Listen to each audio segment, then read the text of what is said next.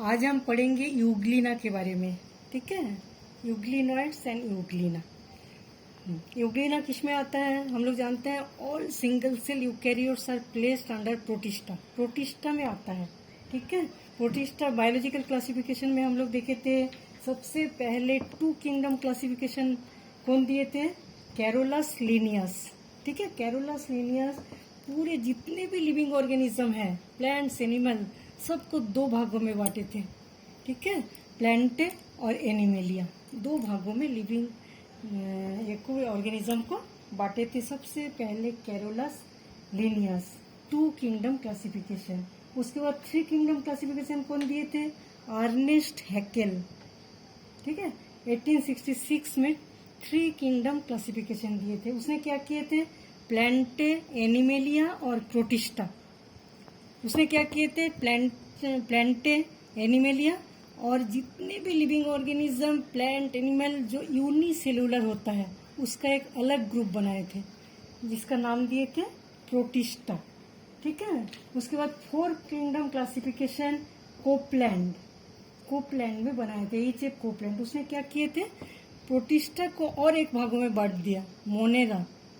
ठीक है, उसने देखे कि हर यूनिसेल्यूलर ऑर्गेनिज्म जो होता है वो उसका भी इंटरनल स्ट्रक्चर अलग अलग टाइप का होता है। ठीक है, प्रोकैरियोट्स में कैसा होता है?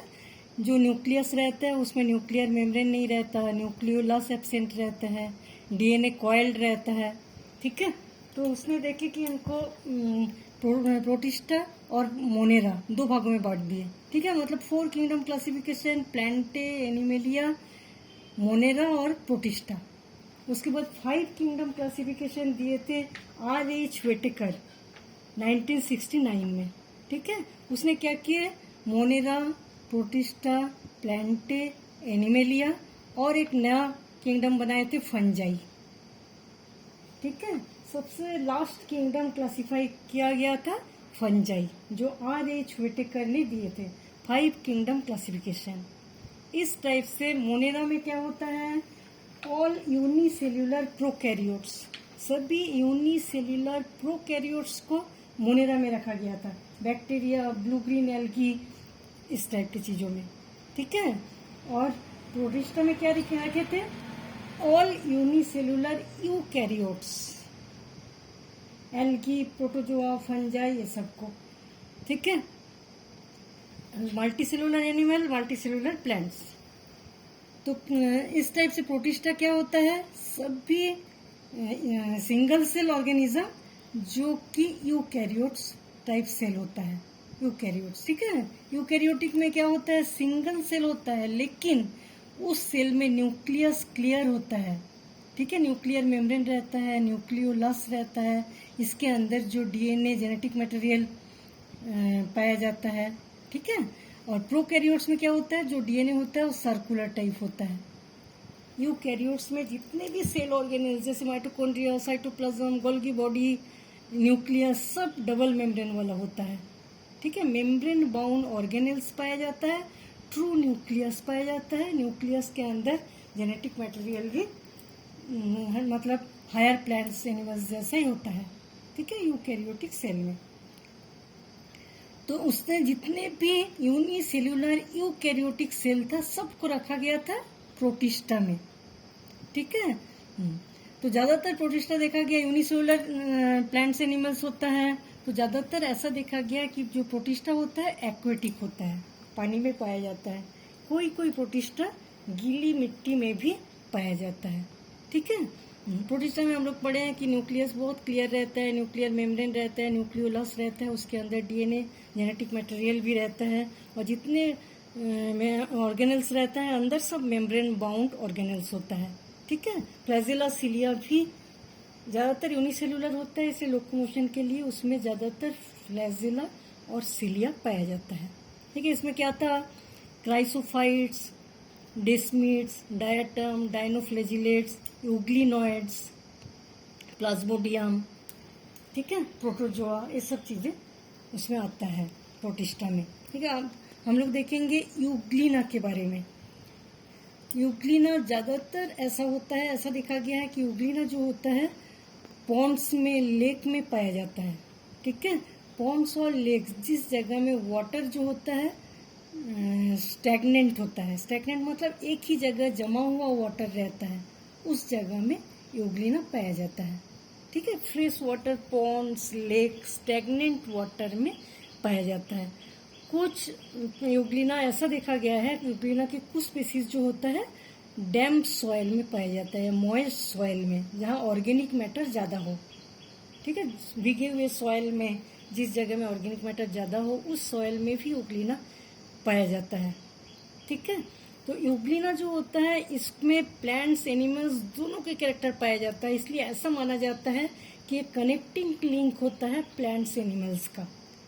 ठीक है, क्योंकि यूनिसेलुलर प्रोटिस्टा होता है और इसमें बहुत सारे एनिमल का कैरेक्टर पाया जाता है, और प्लांट्स जैसे इसमें क्लोरोप्लास्ट पाया जाता है, पायरिनॉइड्स पाया जाता है। ठीक है, देखो यूग्लिना जो है सबसे पहले इसको प्लांट्स में रखा गया था, लेकिन बाद में उसको प्रोटिस्टा में डाला गया। बहुत सारे जैसे लोकोमोटरी ऑर्गेन, सिलिया और फ्लाजेला प्रेजेंट रहता है। सेल वॉल जो होता है सेलुलोज का नहीं बना होता है इसमें। ठीक है, इसमें पेलिकल का बना होता है, फ्लेक्सिबल पेलिकल का सेल वॉल बना होता है। कॉन्ट्रेक्टाइल वैक्यूअल, बाइनरी फिशन का पाया जाना, ये सब कुछ कैरेक्टर है जिससे इसको एनिमल में रखा गया। और प्लांट्स के कुछ कैरेक्टर जैसे इसमें क्लोरोप्लास्ट पाया जाता है, पायरिनॉइड्स पाया जाता है, ये सब देख के इसको प्लांट्स में रखा गया था। ठीक है, प्लांट्स एनिमल दोनों का कैरेक्टर इसमें पाया जाता है, इसलिए इसको माना जाता है कि प्लांट्स एनिमल के बीच का कनेक्टिंग लिंक। ठीक है, ज्यादातर यूग्लिना फ्री लिविंग होता है। फ्री लिविंग मतलब दूसरे ऑर्गेनिज्म के पर डिपेंडेंट नहीं रहता, अपना फूड मटेरियल खुद जुगाड़ कर लेते हैं। ठीक है, और कॉलोनी में नहीं रहता, ज्यादातर सिंगल सिंगल देखा जाता है। ठीक है, जिस जगह में भी पाया जाता है सिंगल सिंगल यूग्लिना देखा जाता है, कॉलोनी बना के नहीं रहता। ठीक है, तो सबसे पहले हम यूग्लिना के इसको डायग्राम को देख लेते हैं। यूग्लिना के डायग्राम किस टाइप का होता है? Spindle shaped. ठीक है, एक साइड पॉइंटेड होता है और ऊपर की जो जगह रहता है उसको बोला जाता है साइटोस्टोम, सेल माउथ। ठीक है, सबसे ऊपर एक पोर रहता है। ठीक है, बाहर की ओर खुलता है, जिसको हम क्या बोलेंगे? साइटोस्टोम। साइटोस्टोम को सेल माउथ भी बोला जाता है। ये साइटोस्टोम आगे की ओर बढ़ते हैं एक ट्यूब्यूलर स्ट्रक्चर में, जिसको हम क्या बोलेंगे? साइटोफेरिंग्स। ठीक है, और ऐसा देखा जाता है कि ऊपर की ओर एक स्पेरिकल वेसाइकल पाया जाता है, एक स्पेरिकल वेसाइकल, जिसको बोला जाता है रिजर्वायर। इस रिजर्वायर से ही साइटोफेरिंग्स भी निकलता है और दो फ्लैजेला निकलता है, एक बड़ा फ्लैजेला, एक छोटा फ्लैजेला जो बाहर नहीं दिखता, इसके अंदर ही रह जाता है। रिजर्वायर के अंदर ही एक छोटा सा फ्लैजेला रहता है और एक बड़ा सा फ्लैजेला रहता है, जिससे कि लोकोमोशन करता है। ठीक है, अब देखो इसमें छोटे छोटे बहुत सारे वैक्यूल पाया जाता है, जिसको बोला जाता है कॉन्ट्रैक्टाइल वैक्यूल। ठीक है, कॉन्ट्रैक्टाइल वैक्यूल से क्या होता है? हम लोग जानते हैं वाटर में पाया जाता है। जब वाटर में पाया जाता है तो बहुत सारे एक्स्ट्रा वाटर शरीर के अंदर आ जाता है। ठीक है, बहुत सारे एक्स्ट्रा वाटर इसके शरीर के अंदर आ जाता है। उस एक्स्ट्रा वाटर को बाहर करना जरूरी होता है, इसलिए छोटे छोटे बहुत सारे वैक्यूल पाया जाता है, जिस वैक्यूल में वाटर कलेक्ट हो जाता है। वाटर, एक्स्ट्रा वाटर जो होता है वो कलेक्ट हो जाता है। इसको हम क्या बोलेंगे? Accessory contractile vacuole. ठीक है, ये एसेसरी कॉन्ट्रैक्टाइल वैक्यूल आपस में फ्यूज्ड हो जाता है। ठीक है, जैसे बहुत सारे छोटे छोटे छोटे छोटे वैक्यूल है, उसमें वाटर को एब्जॉर्ब किया रहता है, ये सब आपस में फ्यूज्ड होकर एक बड़ा सा वैक्यूल बनाता है। ठीक है, वो वैक्यूल इस रिजर्वायर के पास जाके फट जाता है। फटने से क्या होता है? एक्स्ट्रा वाटर शरीर का जो रहता है वो भी इससे निकल जाएगा, और दूसरा जो वेस्ट मटेरियल रहता है, मेटाबॉलिक एक्टिविटीज के बाद जो वेस्ट मटेरियल बनता है वो भी इसके अंदर जमा रहता है, वो भी रिजर्वायर के पास जाके फट जाता है। फिर क्या होता है? साइटोफेरिंग से, साइटोस्टोम से होता हुआ वो बाहर निकल जाता है। Extra water and waste water contractile vacuole में जमा रहता है, और कॉन्ट्रैक्टाइल वैक्यूल आपस में फ्यूज्ड हो जाता है, फ्यूज्ड होके इस रिजर्वायर के पास जाके फट जाता है। ठीक है, तो एक्स्ट्रा वाटर और वेस्ट मटेरियल जो रहता है वो साइटोफेरिंग्स, उसके बाद साइटोस्टोम से होते हुए बाहर निकल जाता है। इसको हम बोलेंगे एक्सक्रेशन। सब बाद में अच्छे से देखेंगे, अभी बस इसका स्ट्रक्चर को देख लेते हैं। ठीक है, सबसे पहले इसके चारों ओर जो कवर रहता है वो सेलुलोज का नहीं रहता। ठीक है, सेल वॉल एब्सेंट रहता है। एक प्रोटीन रिच लेयर पाया जाता है जो कि फ्लेक्सिबल होता है, इसको हम बोलेंगे पेलिकल। ठीक है, एक protein rich hard flexible cover से ढका हुआ रहता है जिसको बोला जाता है पेलिकल। वही पेलिकल पूरे यूग्लिना के शरीर में पाया जाता है पैरेलल स्ट्राइप के रूप में। बहुत सारे जो पैरेलल स्ट्राइप है ये सब पेलिकल का बना हुआ होता है। ठीक है, और पेलिकल जो है फ्लेक्सिबल होता है तो वो क्या होता है, सिकुड़ना फैलना इस टाइप का करते रहता है। इससे क्या होता है, वो भी एक टाइप का लोकोमोशन, इस टाइप से भी यूग्लिना आगे बढ़ता है। ठीक है, इस टाइप का जो लोकोमोशन होता है इससे पेलिकल के कॉन्ट्रैक्शन रिलैक्सेशन से जो करते हैं उसको मेटाबोली बोला जाता है। ठीक है, यूग्लिना के शरीर एक मोटे फ्लेक्सिबल प्रोटीन रिच कवरिंग से घिरा रहता है जिसको बोला जाता है पेलिकल। और वही पेलिकल बहुत सारे पैरेलल स्ट्राइप के रूप में पूरे यूग्लिना में देखा जाता है। ठीक है, फ्लेक्सिबल होता है, इसमें शेप को भी चेंज हो जाता है कई बार, इसलिए क्योंकि फ्लेक्सिबल है, कभी सिकुड़ जाता है, कभी बड़ा हो जाता है, सिकुड़ जाता है, फैल जाता है। इस टाइप से भी लोकोमोशन इसमें पाया जाता है जिसको बोला जाता है मेटाबोली। और एक बड़ा सा जो फ्लैजिला है इससे भी लोकोमोशन करता है, इससे भी आगे बढ़ता है। ठीक है,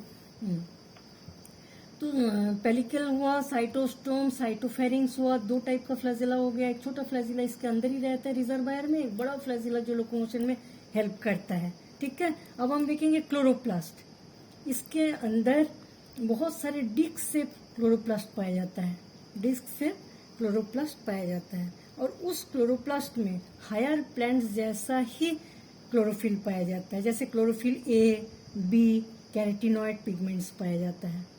ठीक है, क्लोरोफिल ए, बी और कैरेटिनॉइड पिगमेंट्स जो हायर प्लांट्स में पाया जाता है उसी टाइप के क्लोरोफिल क्लोरोप्लास्ट में पाया जाता है। ग्रेस ग्रीन कलर का होता है क्लोरोप्लास्ट। हो गया। अब देखेंगे न्यूक्लियस। न्यूक्लियस जो होता है यूकैरियोटिक सेल है उसका न्यूक्लियस, इसलिए न्यूक्लियर मेम्ब्रेन क्लियर रहता है, न्यूक्लियोलस पाया जाता है और इसके अंदर जेनेटिक मटेरियल भी, डीएनए जेनेटिक मटेरियल भी ठीक से रहता है। और बहुत सारे माइटोकॉन्ड्रिया अंदर के जो लिक्विड होता है इसको क्या बोलेंगे हम, साइटोप्लाज्म। ठीक है, साइटोप्लाज्म दो टाइप के होते हैं, बाहर की ओर एक्टोप्लाज्म, अंदर एंडोप्लाज्म। एंडोप्लाज्म में mitochondria, Golgi body, endoplasmic reticulum ये सब पाया जाता है। और इसमें बहुत सारे वैक्यूल दिखता है, बहुत सारे वैक्यूल। इस वैक्यूल में क्या होता है, जो फोटोसिंथेसिस से फूड मटेरियल बनाते हैं। हम लोग जानते हैं कि ग्रीन पिगमेंट पाया जाता है तो सनलाइट के प्रेजेंस में फोटोसिंथेसिस करेगा। फोटोसिंथेसिस से जो फूड मटेरियल बनाते हैं वो फूड मटेरियल छोटे छोटे वैक्यूल में जमा रहता है। ठीक है, तो रिजर्व फूड मटेरियल इसमें क्या रहता है, पैरामाइलम। पैरामाइलम के रूप में फूड मटेरियल को स्टोर रखते हैं। ठीक है, पैरामाइलम क्या होता है, बीटा 1,3 ग्लूकेन एक टाइप के पॉलीसैकेराइड होता है जो कि carbohydrate related starch to fat. Carbohydrate एक टाइप का होता है जो कि स्टार्च एंड फैट से रिलेटेड कार्बोहाइड्रेट होता है जिसका नाम है पैरामाइलम। वो रिजर्व फूड मटेरियल फोटोसिंथेसिस से जो फूड मटेरियल बनाते हैं वो पैरामाइलम के रूप में स्टोर रखते हैं। ठीक है, अब ये सब चीजें हम लोग देख लिए। अब देखेंगे रेस्पिरेशन। रेस्पिरेशन में क्या होता है, हम लोग जानते हैं ऑक्सीजन अंदर लेंगे, फोटो कार्बन डाइऑक्साइड बाहर करते हैं, गैसियस एक्सचेंज होता है। तो इसमें जो पेलिकल रहता है बॉडी सरफेस एंड उसके नीचे जो सेल मेम्ब्रेन रहता है उसी से ऑक्सीजन एब्जॉर्ब किया जाता है, कार्बन डाइऑक्साइड को बाहर किया जाता है। ठीक है, सिंपल डिफ्यूजन से इस पेलिकल के द्वारा ही ऑक्सीजन एब्जॉर्ब किया जाता है और कार्बन डाइऑक्साइड को बाहर छोड़ा जाता है। ठीक है, और एक मेन चीजें रहता है इसमें दो, एक है आई स्पॉट और दूसरा है फोटो रिसेप्टर। दो ऑर्गेनेल्स पाया जाता है, एक आई स्पॉट रहता है ऑरेंज रेड कलर के। ठीक है, ऑरेंज रेड कलर का ग्रेन्यूल दिखाई देता है जो कि ऐसा देख के लगता है कि ऑयल ड्रॉप्स है। उसमें एक टाइप के पिगमेंट, रेड पिगमेंट रहता है, एस्टेक्सेंथीन। ठीक है, लाइट सेंसिटिव होता है eye spot and photo receptor, दोनों लाइट सेंसिटिव होता है। आई स्पॉट क्या करता है, सनलाइट को एब्जॉर्ब करता है, ठीक है। और फोटो रिसेप्टर क्या करता है, देखता है कि सनलाइट किस डायरेक्शन से आ रहा है और उसमें कितना सनलाइट की तीव्रता कितना है, ठीक है। दोनों चीजों को देखते हैं फोटो रिसेप्टर। उसके बाद आई स्पॉट को पता चलता है और उसी डायरेक्शन में यूग्लिना जो है उसी डायरेक्शन में लोकोमोशन करता है, ठीक है। चलो अब हम लोग एक के बाद एक देखते हैं। सबसे पहले यूग्लिना जो होता है किस जगह में पाया जाता है, fresh water, fresh pond, lakes और स्टैग्नेंट वाटर। स्टैग्नेंट वाटर मतलब ठहरा हुआ पानी, ठीक है। एक ही जगह ठहरा हुआ जो पानी रहता है उस मतलब ऑर्गेनिक मटेरियल ज्यादा रहता है, ऐसे जगह में यूग्लिना पाया जाता है। कई बार देखा गया है कि जो भीगे हुए सॉइल रहता है उसमें भी यूग्लिना पाया जाता है। ये था हैबिटेट क्या है, फ्री लिविंग होता है, कोई ऑर्गेनिज्म पर डिपेंडेंट नहीं रहता, ठीक है, फ्री लिविंग करता रहता है। और सॉलिटरी मतलब एक ही जगह, मतलब ज्यादातर ऐसा देखा गया कि पॉन्ड्स में एक जगह में एक ही यूग्लिना पाया जाता है, कॉलोनी बनाकर नहीं रहता है, ठीक है। अब हम देखेंगे सबसे ऊपर पाया जाता है साइटोस्टोम, सेल माउथ बोलेंगे जिसको, वो साइटोस्टोम ही नीचे की ओर ट्यूबुलर स्ट्रक्चर में आता है जिसको हम बोलेंगे साइटोफेरिंग्स। साइटोफेरिंग्स को भी जब अच्छे से देखेंगे तो देखेंगे कि एक स्पेरिकल वेसिकल पाया जाता है ऊपर की ओर जिसको हम बोलेंगे रिजर्वायर। उस रिजर्वायर से ही निकलता है साइटोस्टोम एंड साइटोफेरिंग्स, ठीक है। चलो एंटीरियर एंड जो होता है उसमें साइटोस्टोम पाया जाता है जो कि साइटोफेरिंग्स में खुलता है और रिजर्वायर से जुड़ा हुआ रहता है, ठीक है। ठीक इसके चारों ओर बहुत सारे छोटे छोटे कॉन्ट्रेक्टाइल वैक्यूल पाया जाता है। साइटोप्लाज्म में जो स्पेरिकल वेसिकल है उसके चारों ओर छोटे छोटे वैक्यूल पाया जाता है, कॉन्ट्रेक्टाइल वैक्यूल। उस कॉन्ट्रेक्टाइल वैक्यूल को बोला जाता है एक्सेसरी कॉन्ट्रेक्टाइल वैक्यूल। एक्सेसरी मतलब सहायता करने वाले कॉन्ट्रेक्टाइल वैक्यूल, ठीक है। उस कॉन्ट्रेक्टाइल वैक्यूल जो होता है उसका काम क्या होता है, ऑस्मो रेगुलेशन। ऑस्मो रेगुलेशन मतलब जो भी एक्स्ट्रा वाटर एक्वेटिक होता है, वाटर के अंदर पाया जाता है यूग्लिना, इसीलिए उसके पेलिकल से बहुत सारा एक्स्ट्रा वाटर अंदर चला जाता है। उस एक्स्ट्रा वाटर को बाहर फेंकना जरूरी होता है शरीर के लिए, इसलिए छोटे छोटे वैक्यूल में कलेक्ट हो जाता है, ठीक है। उस वैक्यूल आपस में फ्यूज्ड हो जाता है, जैसे बहुत सारे कॉन्ट्रेक्टाइल वैक्यूल आपस में फ्यूज्ड हो जाता है और जितने भी एक्स्ट्रा वाटर एंड शरीर के अंदर की एक्सक्रीटरी मटेरियल, वेस्ट मटेरियल जो है उसमें जमा हो जाता है, वो जाके फट जाता है इस रिजर्वायर के पास, फिर साइटोफेरिंग से होते हुए साइटोस्टोम से होते हुए बाहर निकल जाता है, ठीक है। इसको हम क्या बोलेंगे, excretion. Excess water waste product जो होता है डिस्चार्ज हो जाता है साइटोस्टोम के द्वारा, हो गया। इसके बाद हम लोग ये पढ़े थे कि रिजर्व फूड मटेरियल पैरामाइलम होता है जो कि बीटा-1,3 ग्लूकेन होता है, एक टाइप के पॉलीसैकेराइड होता है, ठीक है। Carbohydrate related to starch and fat होता है ये पैरामाइलम। रिजर्व फूड मटेरियल जो फोटोसिंथेसिस से बनाते हैं वो पैरामाइलम के रूप में रहता है, ठीक है। अब हम देखेंगे न्यूट्रिशन। इसमें फोटोसिंथेसिस होता है, हम लोग जानते हैं, क्योंकि इसमें क्लोरोप्लास्ट पाया जाता है, ऑटोट्रॉपिक होगा, ठीक है।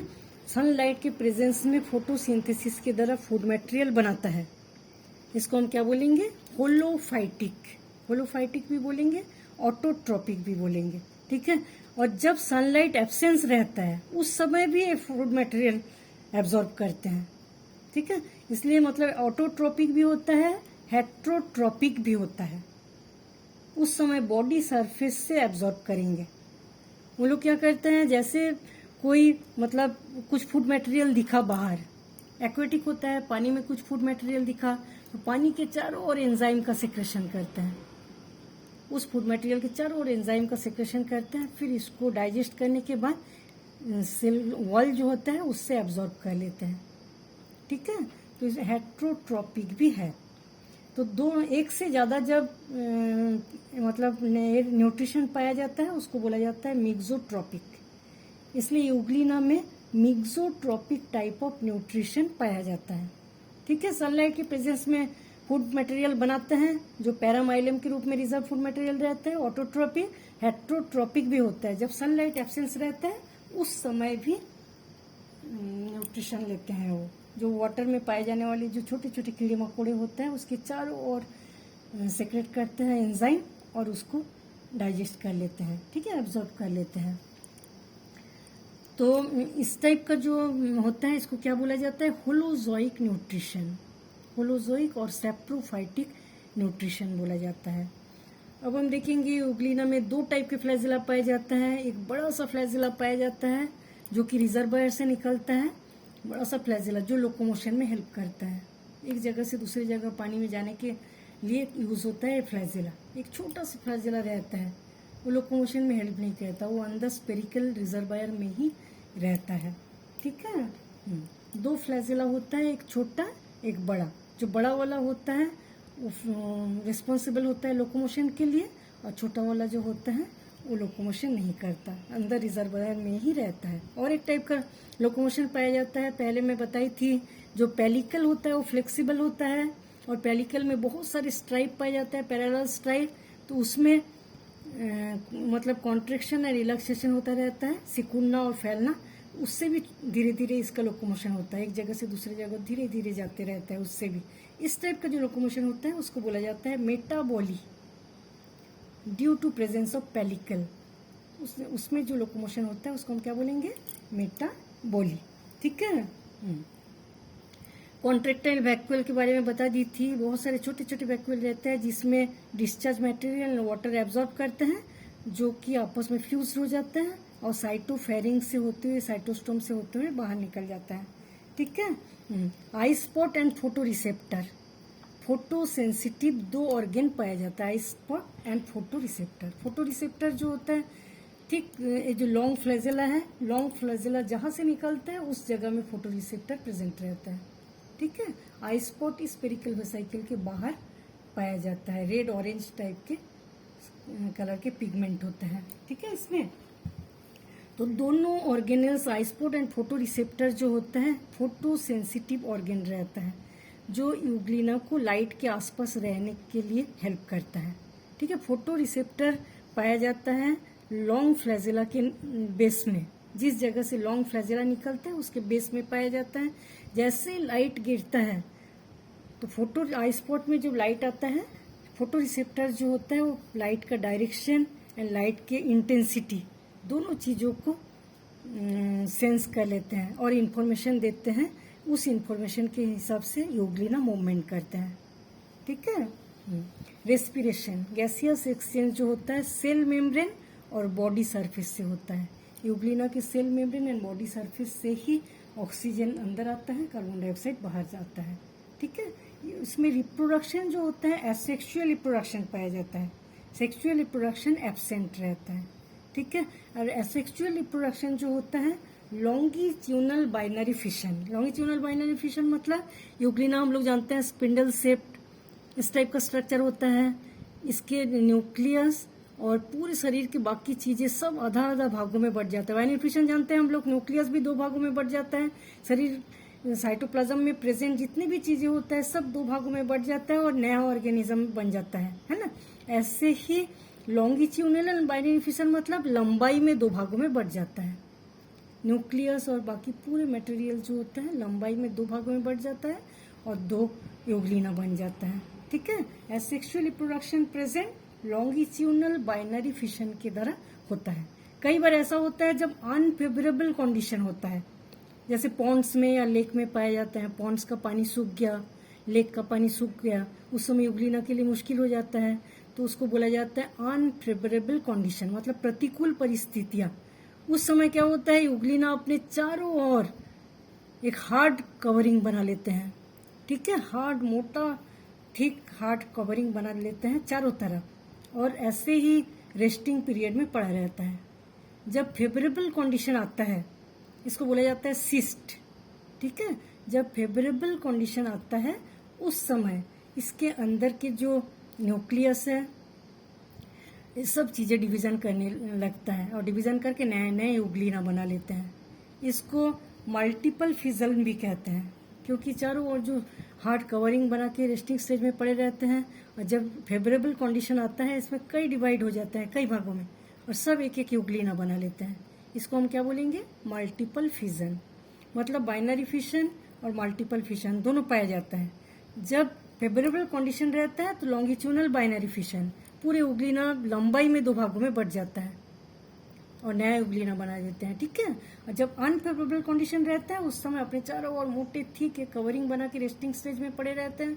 जब फेवरेबल कंडीशन आता है तो इसके अंदर के सभी भाग जो है कई भागों में बढ़ जाता है और सब नया नया उगलीना बना लेते हैं, उसको बोलेंगे मल्टीपल फिजन। इस टाइप से उगलीना के क्या देखे हम लोग, हैबिट देखे, habitat, digestion, nutrition, flagella locomotion, contractile vacuole से एक्सक्रेशन, है ना, रेस्पिरेशन और रिप्रोडक्शन। ये उगलीना कंप्लीट हो जाता है।